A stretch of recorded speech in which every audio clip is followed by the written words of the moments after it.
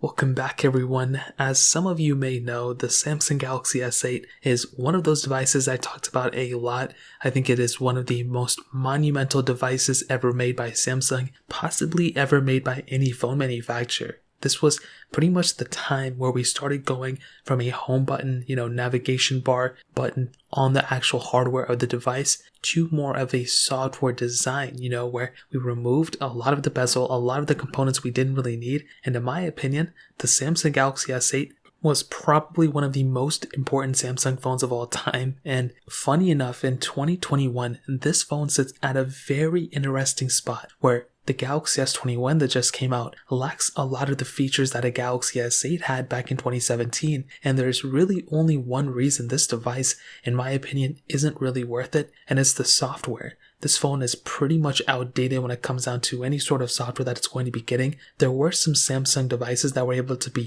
kind of custom ROM'd in a way, but the ROM community behind this device isn't even that large. So whether you're able to custom ROM it or not, it doesn't really have that insane amount of chipset. It doesn't really have that insane amount of support behind it anyway. So that's the main reason why this phone is so strange. Because on one hand, the software is outdated and it's pretty much stuck in Android Pie, which is Android 9.0, where we're pretty much already on Android 12 betas right now. But on the flip side, when you look at the sheer hardware of the Samsung Galaxy S8, this device, in terms of performance, in terms of the hardware that it feels like in the hand, in terms of the features that it has, is actually pretty much comparable, if not better in some cases, than the Samsung Galaxy S21. Now, starting off, this is the most important part, the feeling in the hand. This device doesn't look cheap. The display on this thing is astronomically extremely good. My specific panel does have burn-in, but I've had many Galaxy S8s in my lifetime, and these displays are really good, including the S8 Pluses.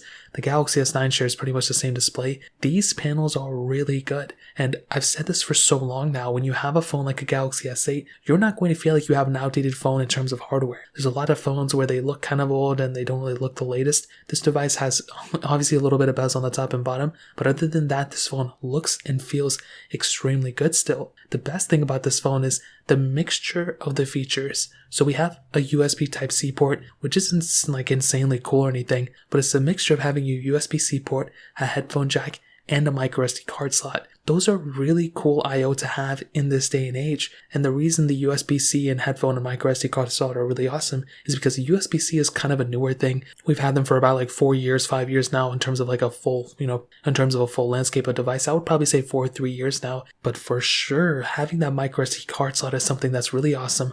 Unfortunately, the newer Galaxies don't have it, which is very sad. I guess Samsung is keeping it for their A series of devices. But this is a very interesting thing that Samsung did with the Galaxy S8. It still feels extremely good. Now, the main thing to keep in mind, and I can keep, gushing over this phone, but the main thing and the strangest thing about this phone and why it's so weird is because even though the hardware is still beautiful, even though it still feels and looks extremely good, even though it has a pretty decent camera all around on it, the microSD card slot, USB-C, micro headphone jack and all that stuff, the reason why this phone is so strange is because of the software. The hardware, which is like 50% of it, is perfect, but the software, unfortunately, just isn't quite up to par to what we have nowadays. One UI 1 compared to One UI 3 and, fortunately One UI 4 that's going to be coming out, they're just worlds apart. You're going to be getting a way more stable version on One UI 3 than on One UI 1. So much has changed since the last update on this phone, and that is one of the disadvantages of the Galaxy S8. In fact, I think that is the disadvantage of picking up a Samsung Galaxy S8 in 2021.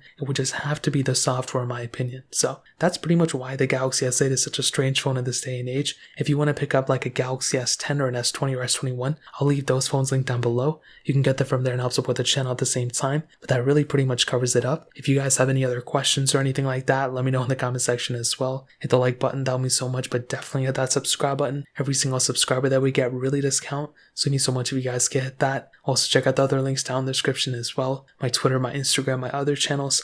More importantly than everything else, I love every single one of you guys. Hopefully I'll catch you guys in the next video. Peace out till then.